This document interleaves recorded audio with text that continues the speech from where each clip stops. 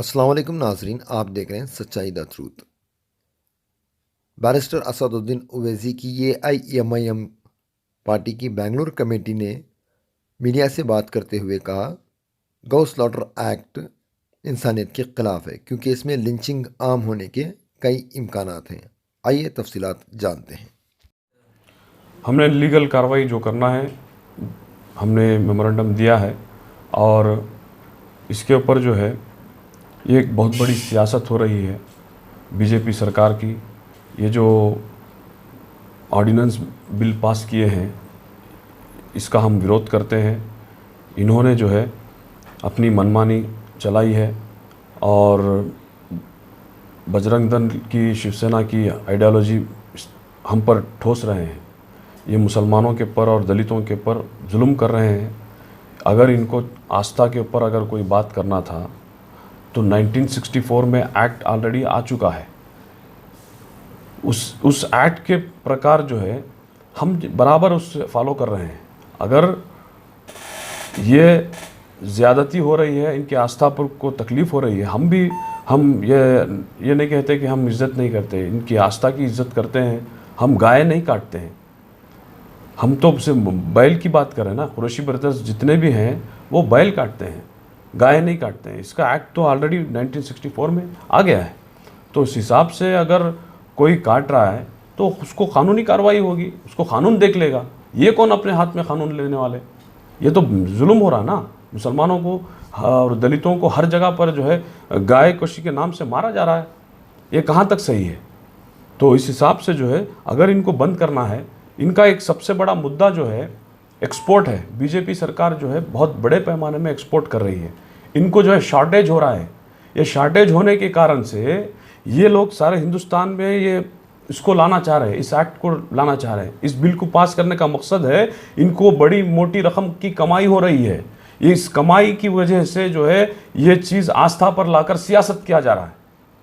तो ये चीज़ को हम बिल्कुल इसके खिलाफ हैं।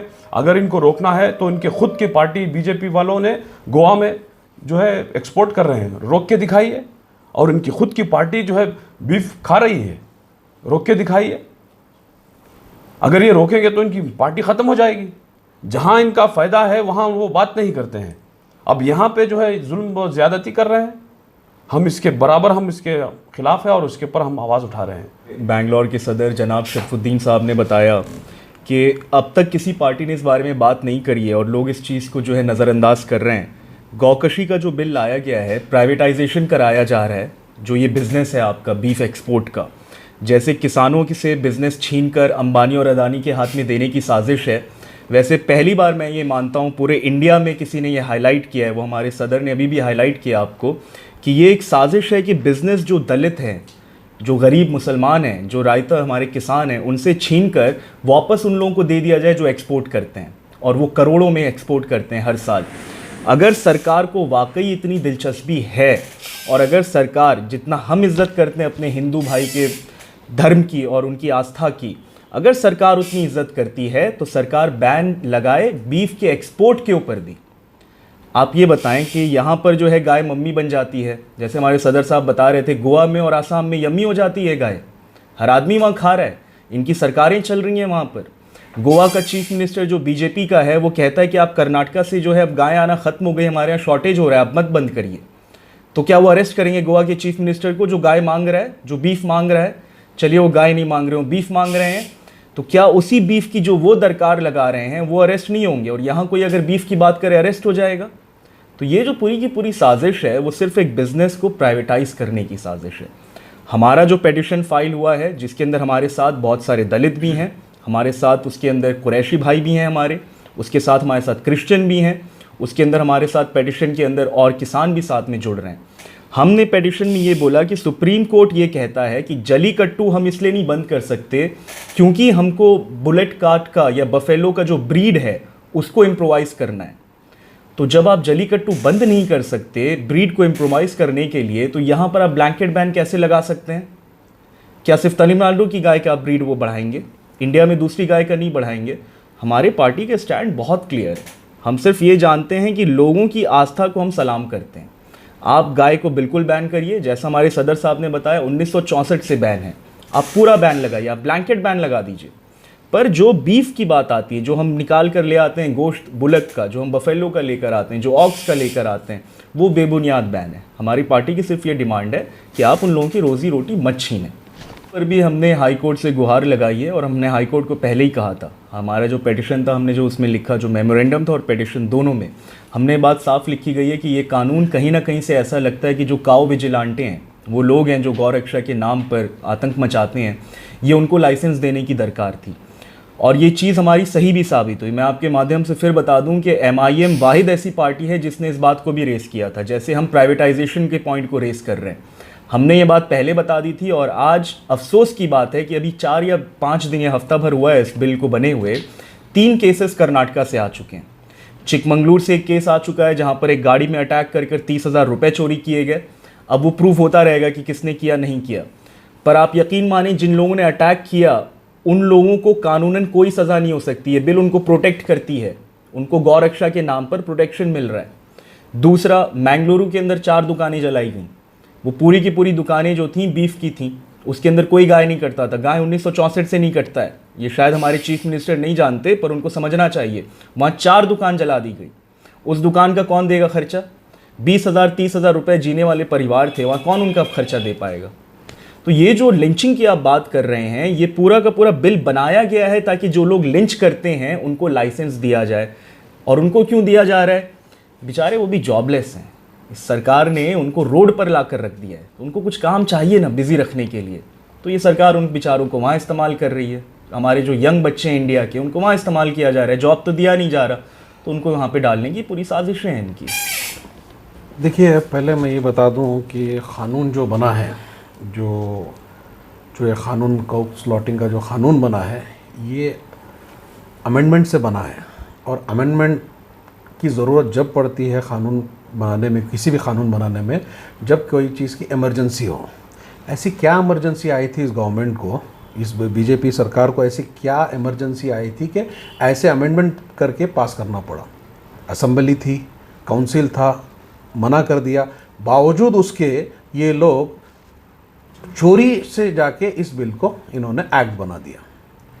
आने वाले दिनों में इसका मसला, जो आपने वो सवाल किया मुझे, अभी इसका जवाब मेरे साथियों ने, अभी हमारे सदर ने और हमारे जिया भाई ने भी इसका जवाब दिया है। आने वाले दिनों में, जैसा कि बताया जिया भाई ने भी, कि ऑलरेडी 3 केस हो चुके हैं मॉब लिंचिंग के, दुकानें जला दी गई, 3 केसेस हो चुके हैं। लेकिन उससे ज़्यादा बड़ा मसला जो है ना, वो होगा बेरोज़गारी का। बेरोज़गारी अब बढ़ने वाली है। इससे सिर्फ़ और सिर्फ मुसलमानों का और दलितों का नुकसान के साथ साथ सबसे बड़ा नुकसान इसमें जो है वो होगा किसान का। वही जानवर को, या बैल हो या ऑक्स हो, इस वही जानवर को वो लेके आके बेचते हैं जो उनकी ज़रूरत का नहीं होता है। आज उससे उन लोगों की, देखिए, वो बेच के वो दूसरा जानवर ख़रीदते हैं, सेहतमंद जानवर ख़रीद के लेके जाते हैं अपने कामों काज के लिए। आज उनका वो नुकसान होगा, गवर्नमेंट कहाँ से भरेगी उनका नुकसान? हाँ, ये बताइए। सिर्फ देखिए, सिर्फ ये टारगेटेड है, सिर्फ ये चीज़ देखिए, ये मुसलमानों के ऊपर, दलितों के ऊपर और किसानों के ऊपर एक बहुत बड़ी साजिश है। और ये किस बिना पे कर रहे हैं? सिर्फ और सिर्फ कैपिटलिज्म को बढ़ाने के लिए। आज इन लोगों का, जैसे मेरे साथी ने भी कहा, कि इन लोगों को सिर्फ और सिर्फ अमीर को अमीर बनाना है और गरीब को दबा के रखना है। आज ये लोग पूरी डेमोक्रेसी को मार रहे हैं। हिंदुस्तान के अंदर, जो हिंदुस्तान पूरे दुनिया में जानी जाती है सबसे बड़ी डेमोक्रेसी के नाम से, आज उसका खात्मा हो रहा है। डेमोक्रेसी आज ख़तरे में है। ये फंडामेंटल राइट्स के ऊपर, एक सिटीज़न का फंडामेंटल राइट टू ईट जो है, उसको ख़त्म कर रहे हैं लोग। ये क्यों नहीं कर रहे? दूसरे जहाँ पे इन लोगों के, जैसे हमारे साथी ने भी बताया, दूसरी जगह नॉर्थ ईस्ट में क्यों बैन नहीं कर रहे? गोवा में क्यों नहीं बैन कर रहे? केरला में क्यों नहीं बैन कर रहे? क्योंकि वहाँ पे इनके वोटर्स हैं, इनके वोटर खुद खाने वाले हैं। तो इस बिना पे इन लोगों वहाँ नहीं कर रहे। यहाँ पे उनको आज़ादी मिल गई है, लेकिन इंशाअल्लाह मजलिस इत्तेहादुल मुस्लिमीन इंशाअल्लाह हर ऐसे जुल्म के ख़िलाफ़ खड़ी थी, खड़ी गई और खड़ती रहेगी इंशाअल्लाह। हमने इंशाअल्लाह इसके ख़िलाफ़ भी पिटीशन भी जाहिर किया है। इंशाअल्लाह आगे चल के जो भी होगा इंशाअल्लाह इसके ख़िलाफ़ हम खड़े रहेंगे। देखिए, अभी इस एक्ट के वजह से देखिए अभी गौशाला बनेंगी जिसके लिए बड़ी बड़ी ज़मीनें होने ज़रूरत पड़ेंगी, उसका देखिए अभी उसमें घोटाले होंगे। हाँ, उसके और उस गौशाला बनाने के लिए फंड रेस करना पड़ेगा, उसको चलाने के लिए उसके फीडिंग के लिए उसके लिए फंड रेस करना पड़ेगा। जहाँ पे जिस मुल्क में आज भी स्कूलों की कमी है, हाँ, यहाँ पे बच्चों के खाने की कमी है, न्यूट्रिशन की कमी है, ऐसी जगह जहाँ पे ज़रूरत इंसान की ज़्यादा है वहाँ पर आप जानवर को लेके पॉलिटिक्स कर रहे हैं। हाँ, जो चीज़ सिर्फ इस बिना पर कि आपका एक्सपोर्ट बढ़ जाए, आपके जो असल आपके मालिक है, जो आपके ऊपर इलेक्शनों में पैसा लगाए हैं आपके ऊपर, उनके लिए उनको ऊपर लाने के लिए आप लोगों का नुकसान कर रहे हैं, आवाम का नुकसान कर रहे हैं। तो ये बच्चों का स्कूल का, जहाँ पे आज ज़मीनों की कमी है, आज अच्छी ज़मीन की कमी है, वहाँ पे जहाँ स्कूल बना सकते हैं, कुछ ग्राउंड बना सकते हैं बच्चों के लिए, वहाँ पे आज वो गौशाला बनेंगी। और कितने बनेंगी नहीं बनेंगी वो भी नहीं मालूम। जितने भी गौशाला ऑलरेडी है, आप उसकी हालत आप सब ने देखी हुई है, पूरे न्यूज़ों में दिखा चुके हैं, आपने भी दिखाया होगा कि जानवर को किस तरह से रखा गया, वहाँ पे मर रहा है जानवर, देखने वाला कोई नहीं है। फिर उनका खाने के इसमें भी घोटाला करेंगे लोग, उसमें भी करप्शन करेंगे। और सिर्फ ये है ना, गवर्नमेंट वही चाहती है कि इसमें सिर्फ और आवाम का नुकसान हो और कुछ नहीं।